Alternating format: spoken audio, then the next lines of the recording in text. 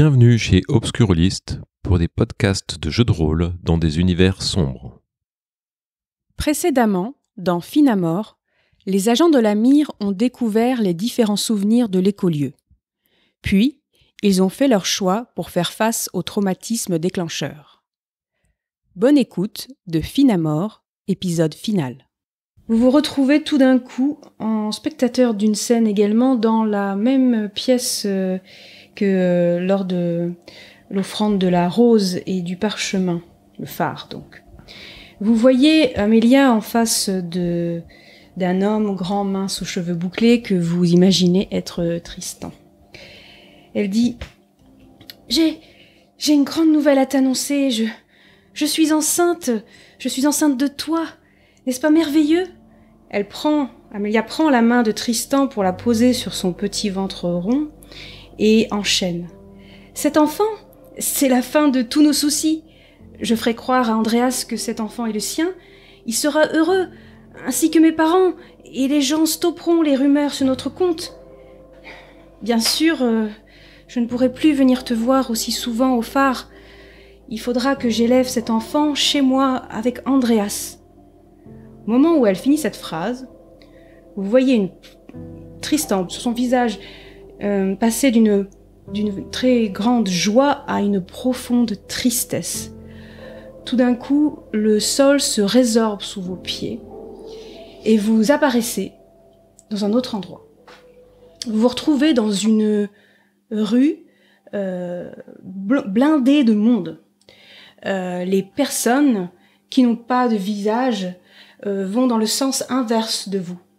En face de vous, vous apercevez un homme tout vêtu de rouge qui semble être Tristan et qui avance. La rue est commerçante, il y a des boutiques. Que faites-vous ? Moi je pense le suivre. J'avance en direction de Tristan. Donc Adalbert et Mathéus suivent Tristan. Tout le monde va dans la même direction, hein. C'est ça. Tristan et toute la foule va dans la même direction. Non, la foule remonte vers nous. Ok, j'avance, je suis mes comparses et j'aimerais essayer de deviner dans quel pays on est. Est-ce que c'est anicéen ? Ça ressemble à une ville anicéenne, mais tu saurais dire laquelle. Vous suivez Tristan et vous jouez un peu des coudes contre ces personnes qui peuvent donner des coups d'épaule, etc. Vous êtes très serrés parmi cette foule de personnes qui encombrent la rue, et vous le voyez qui bifurque dans une échoppe. Ça semble être un bijoutier au regard de l'enseigne. Il y a un collier avec un bijou dessus. Qu'est-ce que vous faites ? Je vais rentrer. Mathéus rentre. L'amour courtois poussé à son extrême en Anicéa et la fabrication d'objets à partir de sacrifices humains. Je voulais que vous le sachiez avant que nous avancions. D'accord. Est-ce que vous rentrez tous les trois dans l'échoppe ou pas ? Il y a moyen de rester dans l'embrasure de la porte ouverte ? Porte ouverte, non. Soit tu restes au fond de la boutique, près de la porte. Ok, alors il n'y a rien d'autre dans la rue. Il y a de la foule. Non, il y a que de la foule en fait, et tu te fais soit je rentre avec prendre en fait comme par un courant, c'est une. Nous on être tous les trois donc. Ouais. Oui. Très bien. Vous voyez Tristan qui parle à un vieil homme qui semble être le bijoutier. Est-ce que vous écoutez ? Est-ce que vous regardez ? Qu'est-ce que vous faites ? J'écoute. Je tends l'oreille.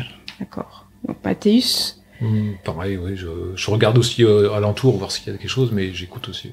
D'accord. Moi je vais faire mine, tu sais, si je peux me poser pas loin, tu sais, faire mine, pas pareil, je tends l'oreille, mais tu sais, faire mine, je regarde les trucs, mais en fait... Tu regardes les bijoux de la vitrine, et vous, donc Adalbert et Mathéus, vous tendez l'oreille. Et vous entendez Tristan donc, qui s'adresse au vendeur et qui lui dit je suis venu parce que j'ai entendu que vous réalisiez des bijoux spéciaux, particuliers, Alors le vieil homme il dit oui, c'est vrai. Venez dans l'arrière-boutique, nous serons plus au calme. Qu'est-ce que vous faites? Ils nous perçoivent ou Pour pas? l'instant, le vendeur a vu qu'il y avait d'autres clients. Mhm. C'est pour ça qu'il lui propose de s'éloigner un peu, mais... Bah, ce que je vais faire, c'est pendant qu'il parle, je vais passer et je vais... Il faut pas que je le touche d'une manière précise. Il faut Non, juste faut que qu'il y ait un j'entre en contact, ouais. Je vais juste lui donner un coup de coude et je vais faire excusez-moi monsieur, je suis D'accord. confus. Donc tu vas pouvoir faire le jet de dés qui est associé à... Empathie et espoir, j'en jette 6. Et le contre-coup, c'était quoi? Le contre-coup, vous êtes submergé par l'émotion et perdez le contrôle de votre personnage pour une scène. Pour Ok. information, il a fait 7 réussites. Très bien. Et donc le dernier, là... Vous pouvez voir et entendre par les yeux et oreilles d'une cible touchée par le savoir trace. Donc c'est bon. Et c'est ça qui m'intéresse. Donc investigation, mensonge. Il faut que je fasse 3. Bah t'es 3, tu les as pas, j'ai l'impression. D'accord. Donc le savoir fonctionne, quand même. Par contre, tu prends 3 points de dissonance. Et le contre-coup, alors on va se mettre d'accord. On avait parlé un peu au début de la partie. Soit tu as oublié les noms de tes collègues. Très bien. Soit tu n'arrives pas à finir tes phrases ou des choses comme ça. On va faire ça? Les noms? Non, les phrases. Les phrases. Donc maintenant, c'est comme si tu avais posé un micro sur Tristan. Donc je suppose qu'il nous fait signe Pas de qu'un pas micro, je bouger. vois par ses yeux aussi. Tu vois par ses yeux, d'accord. De pas très bouger, bien. hein, Donc ça, micro et caméra. Il nous fait signe de pas bouger. Vous l'avez vu rentrer dedans un peu Tristan et il s'excusait et puis bon, vous vous êtes douté que il utilisait l'un de ses savoirs. Donc tu vois à travers les yeux de Tristan, tu vois qu'il suit ce vieil homme bossu dans son arrière-boutique où il polit de multiples pierres précieuses et il dit le vendeur donc lui parle et lui dit mais qu'est-ce que qui vous a parlé de mes bijoux spéciaux? Et Tristan lui répond peu importe, je suis prêt à payer le prix. Et là il sort une bourse avec de multiples pièces. Je sais que si on vous donne la somme nécessaire, je pourrais avoir un bijou spécial et moi je souhaite que grâce à ce bijou l'amour soit éternel. Alors tu vois les yeux du bijoutier qui s'illuminent à la vue de la bourse remplie de pièces d'or. Il la prend de ses doigts frêles et il dit on vous a bien renseigné. Et il disparaît un moment, réapparaît. Et dans sa main, il y a une étoffe de velours noir qu'il déploie devant les yeux de Tristan. Il dit « Voici un collier très spécial. Tu vois un collier qui est orné d'une grosse pierre noire. Ça te fait penser à la glace noire qui recouvrait le phare. Pour toi, c'est fort possible qu'il s'agisse d'un artefact de la catastrophe, qu'il y ait donc de la corruption dans ce bijou. Ce n'est pas impossible, tu as entendu des histoires à ce propos.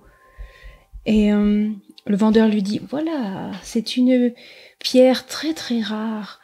Et pour que ça fonctionne, il faut que ce collier soit mis autour du cou de l'être aimé, et ainsi vous serez réunis pour l'éternité. Croyez-moi, jeune homme. Et donc il replie le velours noir, l'étoffe de velours noir, et tend le collier à Tristan. Et donc il le prend dans sa main et il le met dans son veston. Et il s'apprête à sortir de l'échoppe. Pour toi, tu comprends de cette scène que finalement, à vouloir Amélia pour lui seul, c'est peut-être Tristan qui a offert ce collier à Amélia. Mais pour l'instant, il ne l'a pas encore fait. Il y a peut-être là un moyen de saisir ta chance, votre chance, de dissuader Tristan de faire ce qu'il s'apprête à faire, c'est-à-dire les condamner tous les deux, aveuglés par son amour. D'accord. Ok. C'est ce qu'on appelle le déclencheur. Là, Excusez-moi. c'est matérialisé, voilà. Donc c'est Tristan finalement le déclencheur. Donc soit bien tu le tues. Dès maintenant? En fait, tu sais que malheureusement avec ton hypothèse, c'est que c'est l'artefact qui est symbolisé dans ce bijou. Et donc il faudra quand même l'aide de Isaac pour détruire l'ensemble, pour que vous puissiez sortir de l'écho. Donc il y a plusieurs choix qui s'offrent à toi. 1. Raisonner Tristan pour qu'il n'offre pas le bijou, ou alors lui voler et le donner à Isaac pour qu'il absorbe la corruption par son pouvoir unique. Ou tuer Tristan pour récupérer le collier et absorber le... Sachant que je peux pas parler, donc raisonner Tristan, ça va être fun. Tu peux parler. Tu peux pas finir tes phrases. Tuer Tristan ne résout pas... ne pouvez pas sortir de l'écho. Il faut savoir aussi que si vous tuez Tristan dans l'écho, il sera mort dehors. Mais et si tu réussis à dissuader Tristan de l'offrir à Amélia, donc c'est-à-dire complètement revenir sur sa position, vous pouvez aussi sortir de l'écho. Ok. Donc Adalbert, tu étais en train de regarder les bijoux, toi Isaac, t'étais proche de la porte, et vous avez vu Mathéus absent, regarder dans le vague pendant un petit moment, et ensuite vous voyez Tristan revenir dans la pièce principale. Je rouvre les yeux, et vous voyez que j'ai tout de suite l'air un peu plus sérieux, presque paniqué, et je me précipite vers toi. Adalbert, et je te mets sur les mains sur l'épaule et je te dis, il faut pas quoi? Il faut pas le co. Le co. Je vois Mathéus un peu paniqué, je vois Tristan. Est-ce que Tristan veut sortir? Je dirige vers la porte. Et je m'apprête à le suivre. Et du coup, je t'attrape par le col et je te fais le co. Le co. Le cogner. Le co. Sois plus clair, je comprends pas. Le co. Je crie le co, bon sang, le co. Le collier. Il y a le vendeur qui... Mais messieurs, vous cherchez un collier peut-être? Moi je m'en fous, je réponds même pas, je suis Tristan. Je suis Tristan, en fait. Vous voyez Isaac qui sort de l'échoppe. Et du coup, en t'attrapant, parce que je peux quand même... Bon, c'est cohérent, ma manière de bouger mes bras et mon corps. Oui. En fait, c'est juste que tu trouves pas tes mots. Après, tu peux chercher d'autres mots, faire des gestes, c'est possible. Je pointe Tristan du doigt, et en me tenant le cou, et je mime quelque chose qu'on se met autour du cou, je fais « Le co. Isaac, attrape-le.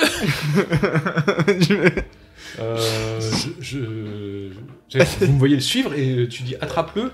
Quand tu dis attrape-le, je regarde Mathéus pour avoir validation ou pas. Je fais des grands signes de tête. Je mets ma main sur l'épaule de Tristan. D'accord. Tristan se retourne vers toi. Est-ce que tu cherches à être quelqu'un d'autre ou tu cherches à être toi-même? Tu pourrais être un badaud, mais tu... Non, je suis... toi-même? Moi-même. D'accord. Il fronce les yeux. Il dit oui. Et Adalbert et Mathéus, vous êtes... on a rejoint. Voilà, vous avez rejoint Isaac. Je parle pas. Je regarde Mathéus. Mais tu maintiens fermement son épaule ou pas? Alors si, je vais parler, je dis... Pardonnez-nous, pourrions-nous nous entretenir avec vous quelques instants, messire? Et moi, je parle j'essaie de vous faire comprendre... Dans poche. Et Tristan fronce les sourcils, il croise les bras et il dit de quoi s'agit-il, messieurs? Nous avons été envoyés par Augustus. Oui, le père d'Amélia, oui, qu'est-ce qu'il veut? Que vous avez prêté-vous à faire, monsieur? Mais en quoi ça vous regarde? Je ne comprends pas. On se connaît Je réponds pas à ce qu'il me dit en fait. D'accord. Et tu laisses Adalbert prendre la parole. Ouais. Et toi, le but, c'est juste d'être à côté. Bah, si je vois une ouverture pour prendre le collier, je prendrais, mais... Ouais, moi, ce que je voudrais faire, justement, j'y repense, je voudrais imprégner son masque.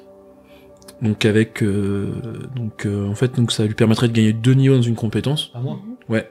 Dans ce cas-là, prendre 2 niveaux en escamotage. En fait, moi, je voudrais le focaliser son attention sur moi. Il y a ce qu'il faut, il y a 3 réussites. Donc pas de dissonance et pas de contre-coup. Donc toi tu as plus 2... En escamotage. Voilà. Intéressant. Donc Adalbert continue à lui parler. Est-ce que tu tentes quelque chose, Isaac? Toi Mathéus, que fais-tu? Moi j'essaye aussi de voir s'il y a une ouverture pour me saisir de l'objet. D'accord, tu restes attentif, tu restes aux aguets. Tout à fait. Donc moi je laisse Adalbert parler et si je peux tu sais, on est massé devant l'entrée en fait plus ou moins ou sur le pas de la porte, je sais pas trop. Oui, c'est ça en fait. Donc il y a toujours cette foule d'ailleurs. Non, il y a de la foule et donc je profite d'un moment où il parle et où la foule est là pour prendre un coup de la foule et prendre le collier. Bousculer, tu perds ton... D'accord. Tu te bouscules, tu sens effectivement qu'il y a quelque chose de très dur, tu te dis une pierre précieuse sûrement, mais tu n'as pas réussi à l'attraper, mais bon, tu l'as juste bousculé, faites attention monsieur là. Puis il épouste un peu son vêtement rouge. Adalbert, tu vas quand même faire un jet de... Prends une compétence en lien avec le fait de manipuler, ça sera toujours étiquette pour maintenir son attention, parce que Éloquence. là, commence à avoir des doutes sur vous. Et je fais 1, 2, 3, 4, 5, 6. Voilà. Adalbert est en train de parler à Tristan, et toi, Mathéus, à moins que tu aies une idée de comment tu t'y prends, tu détournes son attention, et d'une souplesse inouïe, tu arrives à subtiliser le collier dans sa poche intérieure, et comme tu lui maintenais l'épaule, il a absolument rien senti, et tu as pu mettre le collier... donc peut-être que tu leur montres au passage, comme ça, et tu le mets dans ton habit. Donc Mathéus a récupéré un collier orné d'une grosse pierre noire, similaire à ce qui recouvrait le phare. Bon messieurs, c'est pas ce que vous m'ennuyez, mais j'ai des choses à faire. Je vous souhaite la bonne journée, si vous... Mais rappelez-vous de ne pas faire de bêtises. Auguste vous a à l'œil. Vous êtes un ami à lui? Nous sommes des connaissances. Très bien, très bien. J'essaierai de m'en souvenir. Je vous souhaite une excellente journée, messieurs. Il repart. Pourquoi ce collier? Source. Oui, mais il voulait sacrifier quoi? Pas sacrifice. En es-tu sûr? Sûr. Collier... Le collier est... Maudit. Si il met autour du cou, il meurt. Adalbert, je crois que tu as un savoir qui permet de soigner le stigmate de quelqu'un. Ah oui, pardon. Je te mets un masque vierge. Ah, vous êtes tous les trois masqués, du coup. Sur la tronche. Et je vais faire un jet donc de 5D. Voilà. Aïe, je prends un contre-coup. Non, c'est toi qui prends le contre-coup, désolé. Pour enlever le masque, on doit le découper du visage de son porteur. Blessure avec 4 aggravations. En fait, le masque que je t'ai posé, donc il fusionne. Aïe. Sinon, l'effet du savoir, c'est... Le porteur du masque ne souffre plus des effets de son stigmate, mais devient capable d'éprouver ou de simuler une émotion. Cet effet prend fin quand le masque est enlevé. Donc là, tu peux parler normalement, par contre, sans émotion. Factuel. Le collier était maudit, et vraisemblablement issu d'un artefact de la catastrophe. C'est Tristan qui est à l'origine du trauma et de l'écho. C'est Tristan qui s'apprête à offrir le collier à Amélia.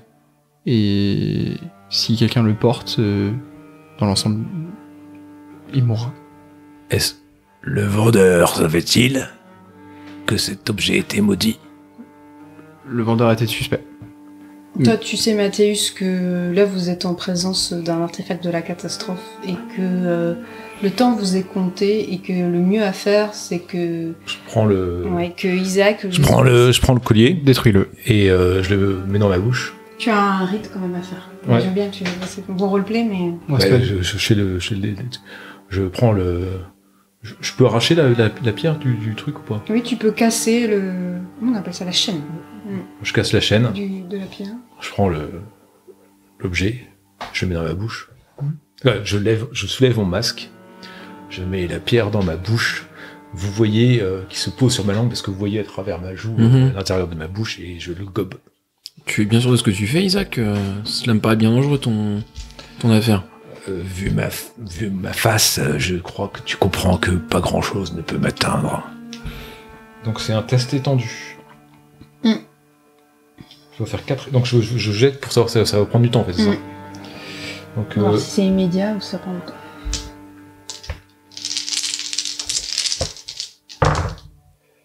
Alors je fais 2 réussites déjà. Faut que j'en fasse 4. Donc ça va. Toujours que 2 réussites. Oh, putain. Ça prend un peu de temps, vous commencez un peu à stresser. Là j'en ai fait 3. Adalbert, j'en fais 5 tu après. te demandes si c'est très bien, si c'est exactement ce qu'il fait. Ouais. Tu vois mon cou se distordre en fait quand la pierre passe mon œsophage et noircir et gonfler, tu te dis que je vais pas y arriver. Et puis finalement ça rétrécit et ça descend. Jetez-moi tous un D12. Donnez-moi le résultat. 7. 12. 1. Adalbert, tu te réveilles. Tu prends quelques secondes pour comprendre où est-ce que tu es. Tu lèves les yeux au ciel, il y a des nuages. Ces fameux nuages sombres que vous avez vus en arrivant. D'ailleurs, tu sens une grosse goutte qui coule le long de ton masque. Ça y est, l'orage va éclater. Tu comprends que tu es en dehors de l'écho. Tu regardes autour de toi, tu vois les corps gisants de Mathéus, d'Isaac, Tristan et Amélia. Il n'y a pas les 2 gardes par contre. Si, il y a les 2 gardes. Ah non, c'était juste parce que j'aurais pu être piégé dans le... Okay. Puis la mer est bleue, elle est agitée, tu es en dehors de l'écho. Tu en déduis que vous avez vraisemblablement réussi. Il n'y a plus cette glace noire. Bah, je vais vérifier mes 2 compagnons. Tu commences par qui? Par Mathéus. Parce que bon, Isaac, je me dis que je sais pas s'il présente des signes de vie ou pas vu son état.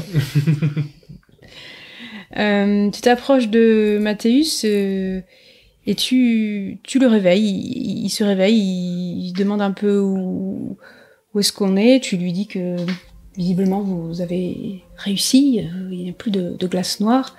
Et toi, Mathéus, tu vois effectivement les corps des gardes et de Tristan et d'Amélia.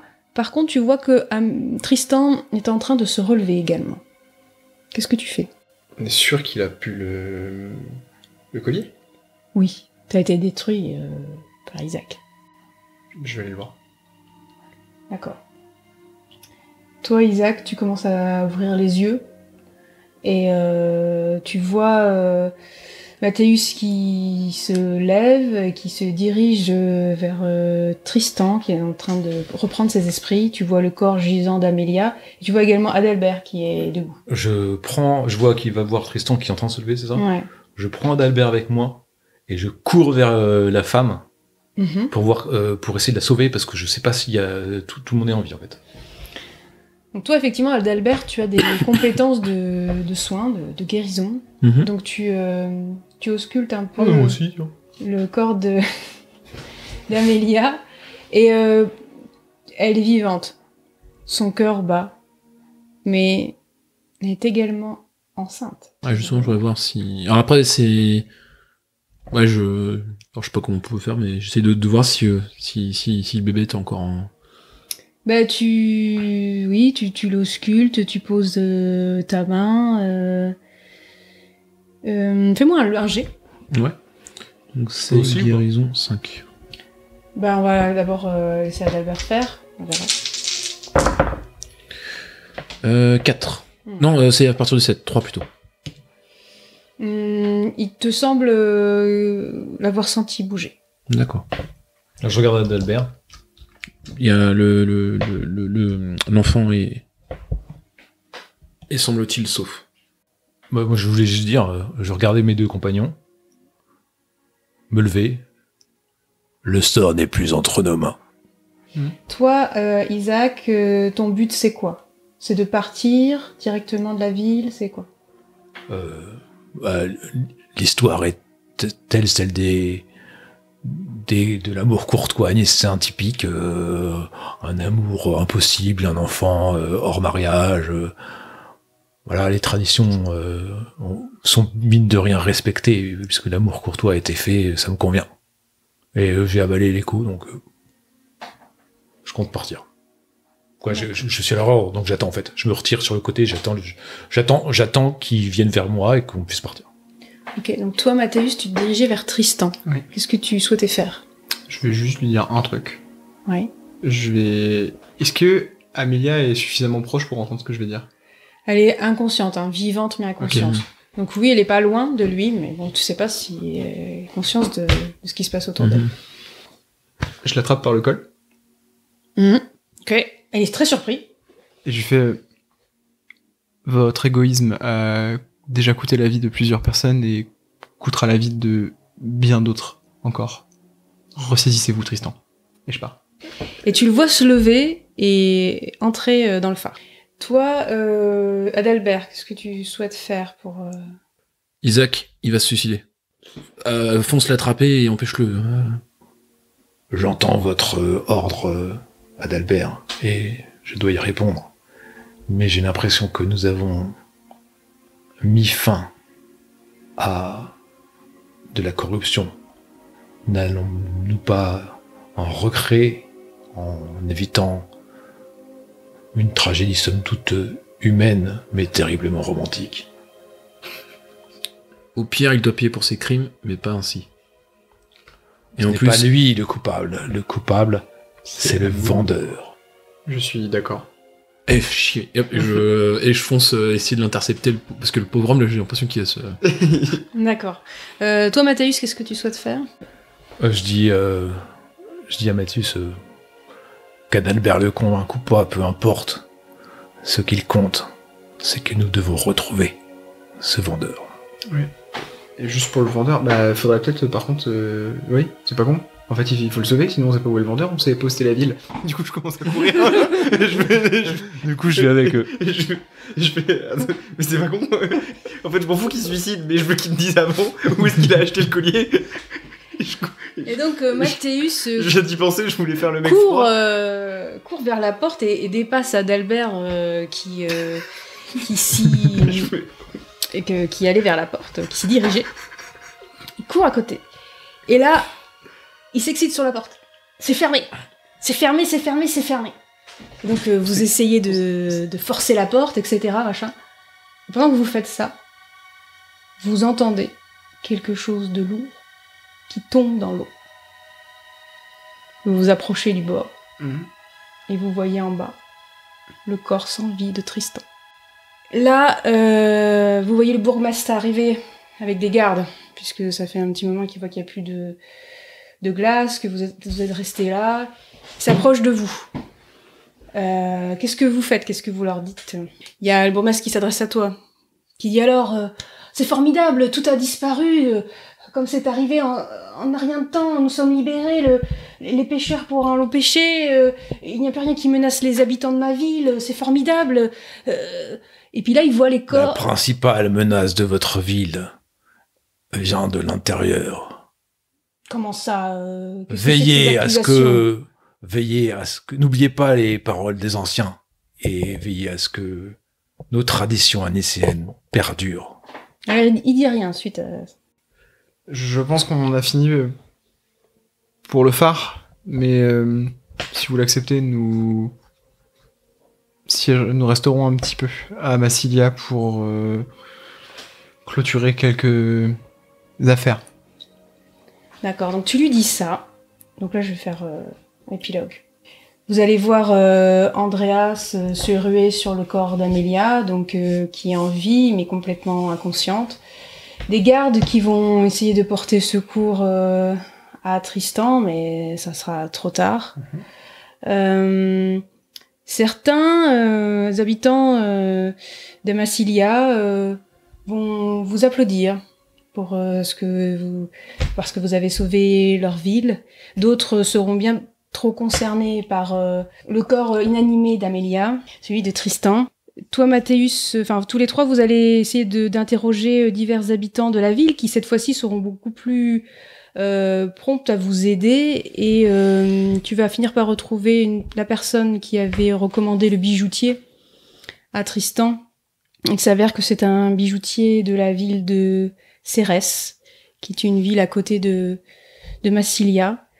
Dès que possible, vous allez vous rendre dans cette ville pour arrêter au nom de l'Amir le bijoutier et le ramener avec vous ou lui infliger une sentence irrémédiable en dehors de la ville face au danger qu'il représente à communiquer ces artefacts de la catastrophe qu'il ne pouvait ignorer. Pour toi, Isaac, c'est une fin nicéenne, c'est une fin noble. Tristan ne pouvait que se donner la mort, car il a vu ce qu'il a fait à sa bien-aimée, il lui a fait plus de mal que de bien, il s'est trompé, il a été plus qu'aveuglé par son amour, et du coup, il a failli mettre fin à la vie de son être aimé, en cédant à la corruption de la catastrophe. Et Mathéus, sur le chemin du retour, tu as une pensée qui te traverse l'esprit. Tu te dis, mais il faudrait que j'en parle au QG de l'Amir, mais et cette corruption a-t-elle atteint le bébé?